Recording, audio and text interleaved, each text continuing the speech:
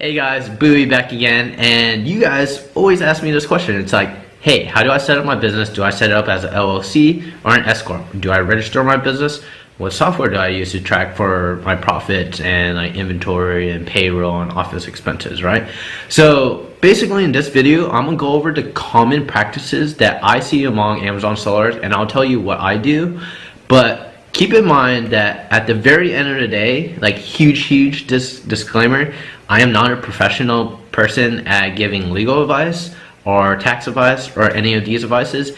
This video is strictly to help inform you of like what other people may be doing, and you can use this information so when you go talk to your lawyer or your accountant or your legal advisor of some sort, you have some stuff to talk about and you kind of understand the situation a little bit. And that's my goal with this video here today. So how do I form a business to sell on Amazon, right? So there's a couple steps to this, but I'll go through it. You can do it in a couple different variations of like order, but just go with it, all right? So what I see most common is, for me, personally, what I did was to form a business, I just looked at my state website. So I did it myself. In the state of Texas, it's not too complicated. You go to the state website and then you just register for a business, and stuff comes in the mail. I also applied for a sales and use tax permit, which allows me to buy stuff and not pay tax, and then just collect tax whenever I do sell the item, right? So this is really good for retail arbitrage, online arbitrage, and wholesale people. Every state should have something along the lines of a sales and use tax permit. And then secondly, the other thing you want to get from the national government, I guess, like of our country, is a EIN number, which is an employer identification number, right? So this is like used in a lot of different paperwork, and for you to get like a bank account, even register on Amazon as a business, this is what you need. An IN is super easy to get. I put the link in the slideshow, so just check it out. I don't know, it'll be like there somewhere, I don't know, but just click on it and it's super easy to apply for once you have your business.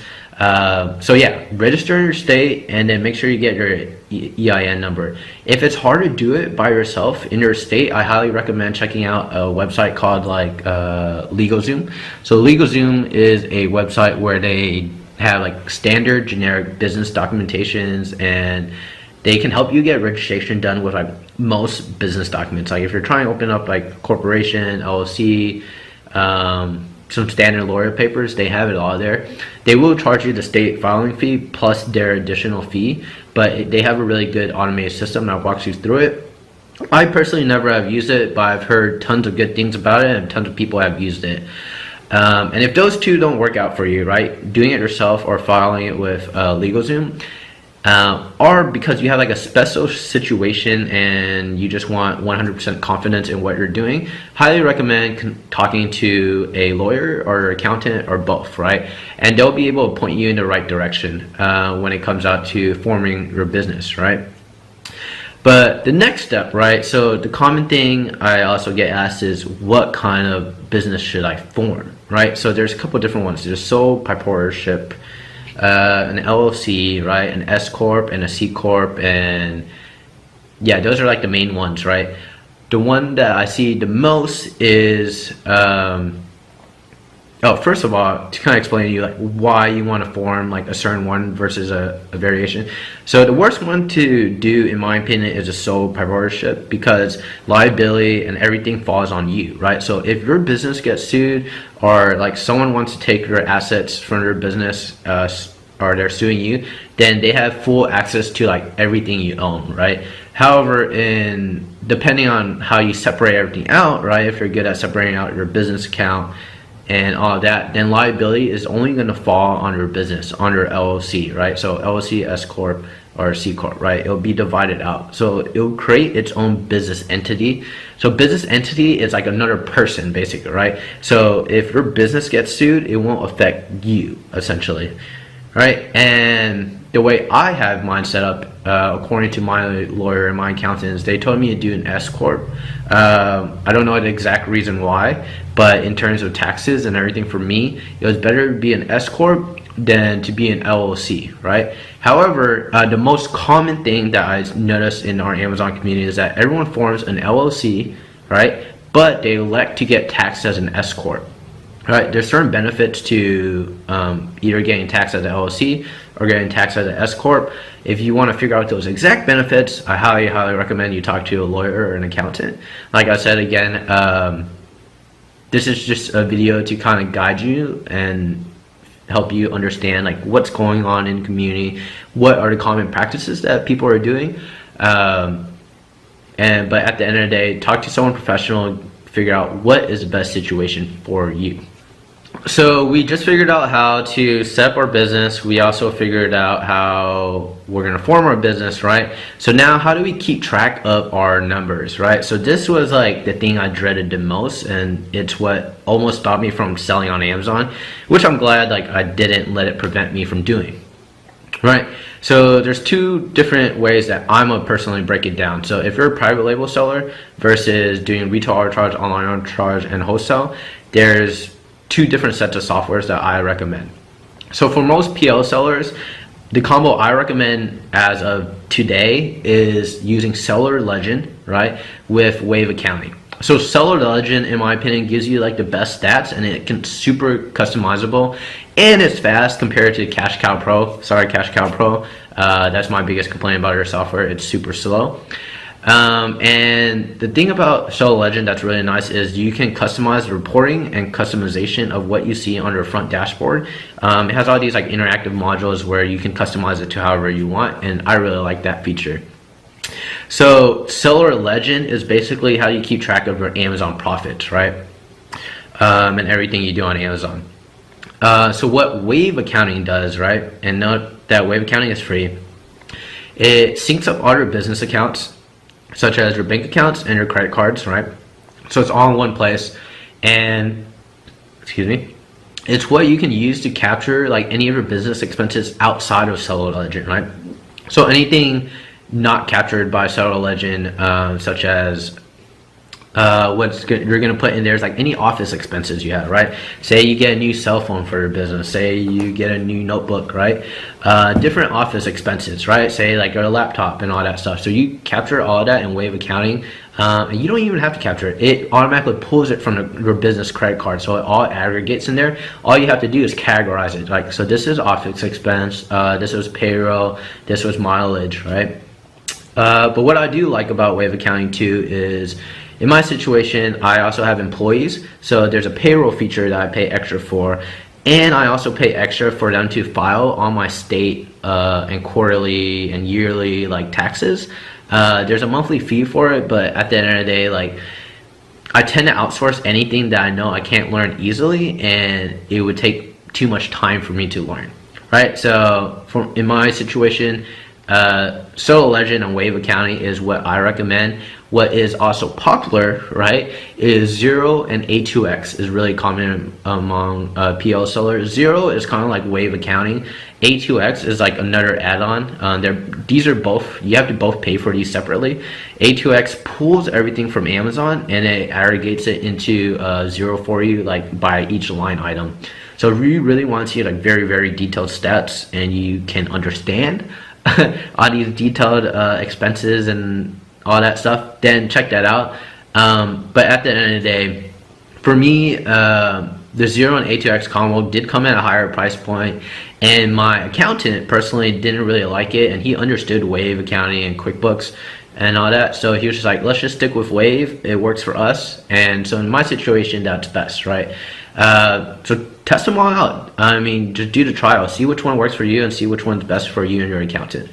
For you guys doing retail arbitrage, online arbitrage, and wholesale mainly, right? I highly recommend using Inventory Labs, or Inventory Lab, not Labs.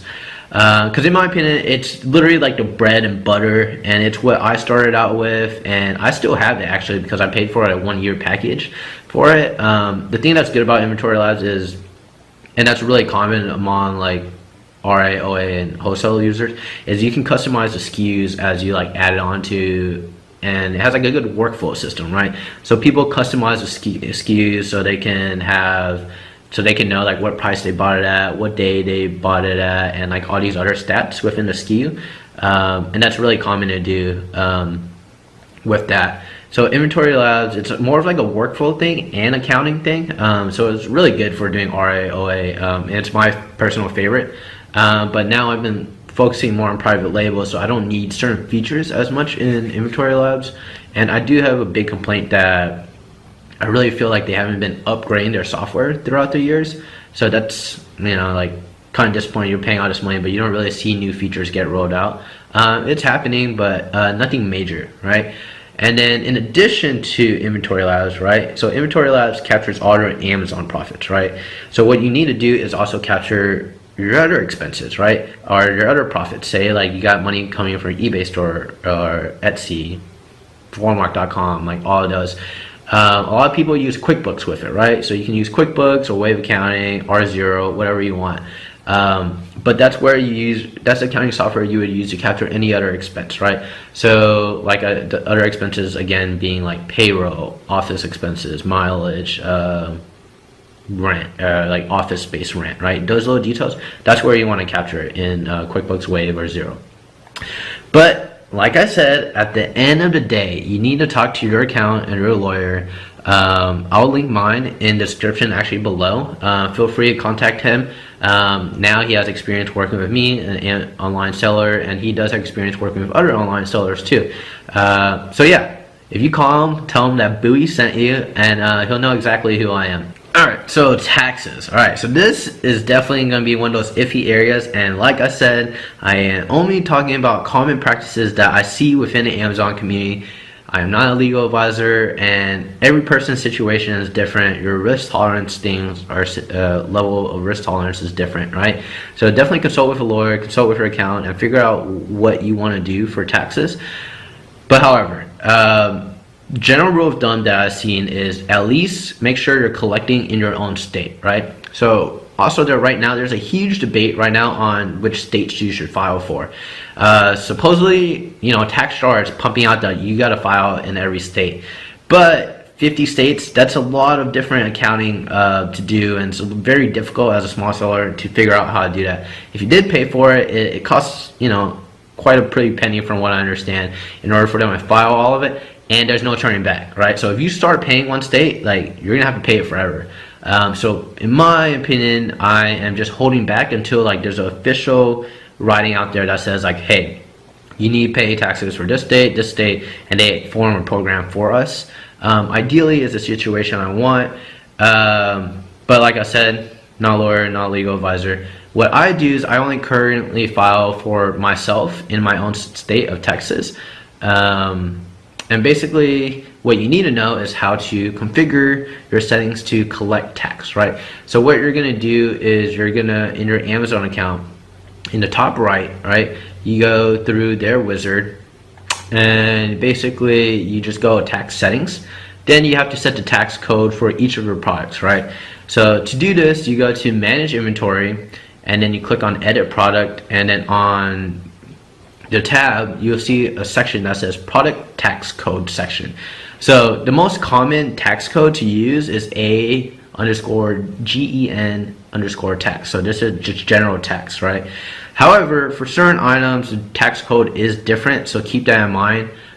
Consult with your accountant or just look up some guides online. I did post a link to TaxStar's